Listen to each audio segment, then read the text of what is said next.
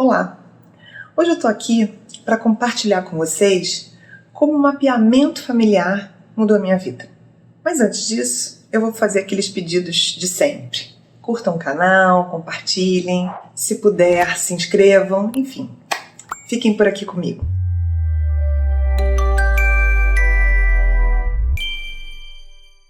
Por que eu estou querendo trazer essa minha experiência sobre o mapeamento familiar? Porque eu acredito na ferramenta e queria compartilhá-la com vocês. Do poder que ela tem de nos revelar o óbvio. Às vezes o óbvio não é tão óbvio assim. E essa ferramenta, que é uma ferramenta principal, a ferramenta da abordagem sistêmica, ela tem essa magia de nos revelar, de sistematizar coisas que depois a gente fala assim, nossa, mas isso era tão óbvio, né?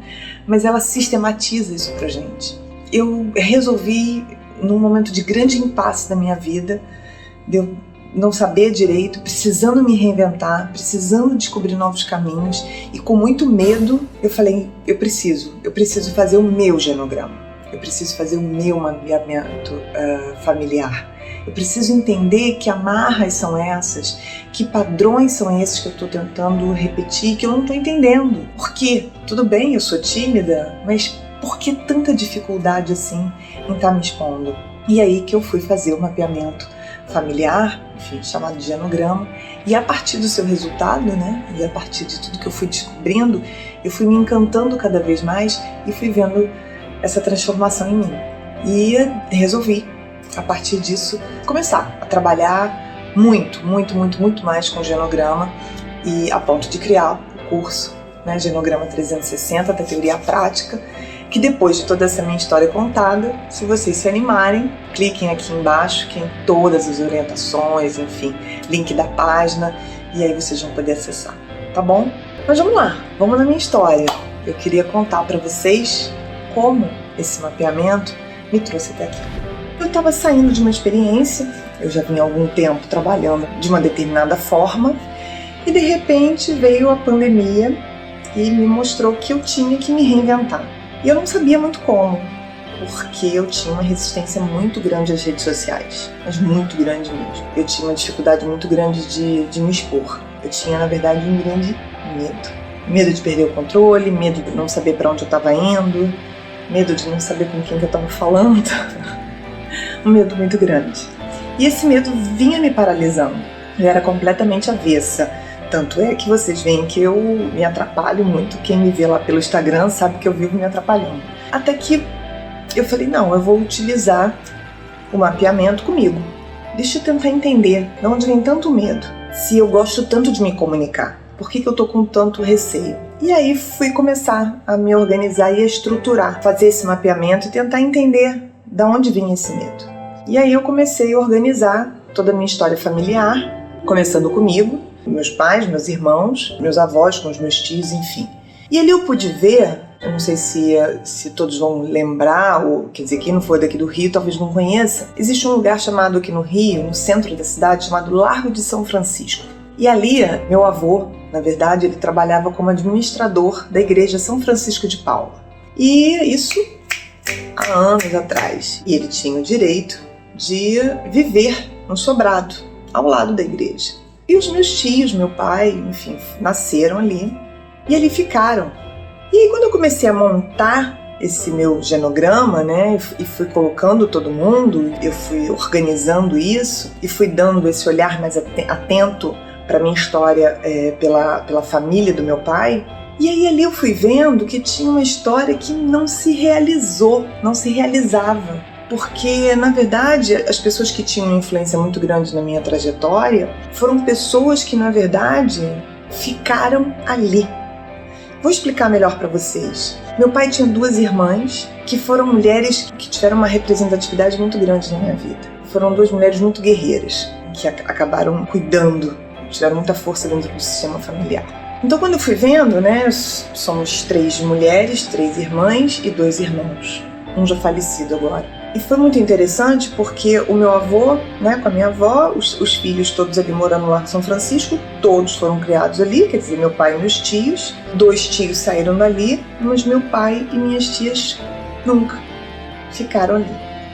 Cuidaram desses pais, meu pai se casou, quase saiu, mas não saiu, em função de algumas escolhas equivocadas. Minha mãe foi morar lá, meus irmãos nasceram lá. Nisso, meu avô não deixa as minhas tias se realizarem. Uma queria fazer concurso público, queria ser uma mulher independente. Na época ele dizia que a filha dele não trabalhava. A outra queria casar, mas o que surgiu era o dono da quitanda lá. Ele disse que não, porque ela tinha que casar com o doutor. Meu pai queria ser militar, ele disse que não, que meu pai tinha que ser uma outra coisa. Enfim, as pessoas não foram o que quiseram ser, não seguiram seus caminhos. Meu pai se casou com a minha mãe, teve seus filhos, nasceram ali. Eu sou a bem caçula, eu nasci, meus pais já estavam em fase de separação, então eu não fiquei muito tempo no Largo de São Francisco, que virou quase que uma entidade. E dali as pessoas não saíram. Minhas irmãs saíram para casar, meus pais separaram, um irmão saiu, depois voltou e ficaram ali. Meus irmãos também, todos dois com muito potencial, mas ficaram no Largo São Francisco. E isso, gente, minhas tias foram sair dali 70 anos depois. Toda a minha vida, né, e toda a vida foi ali, enraizada naquele lugar. Uma dessas tias foi até Petrópolis, a outra nunca viajou para lugar nenhum. As pessoas não viveram seus sonhos, as pessoas não viveram, não viram mundo, não viram possibilidade, não viram perspectivas. Elas abriam a janela, elas davam com a parede da igreja, sabe? Que limitava durante todo esse tempo na mesma quitanda, no mesmo lugar. Eu não sei quem conhece o centro, mas era Manon, Cavê, Colombo, né? Colombo ainda tem, Cavê também. A Manon eu acho que também ainda tem. Itajaí, enfim, eram circuitos. E ali se fez vidas. Vidas foram vividas ali, sem sair dali.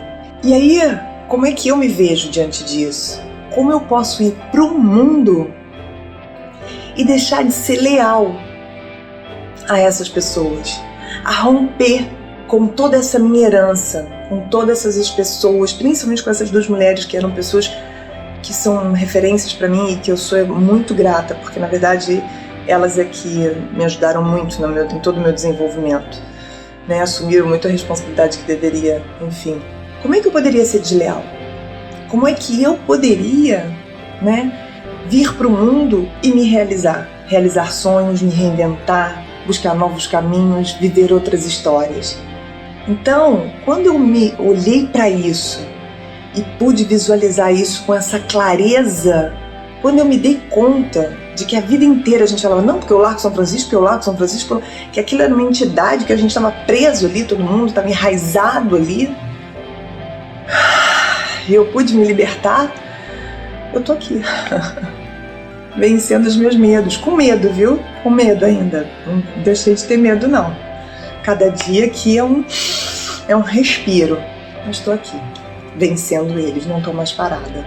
É isso.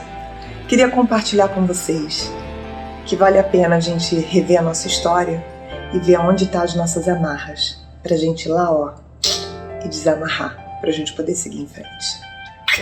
Um beijo. Tchau.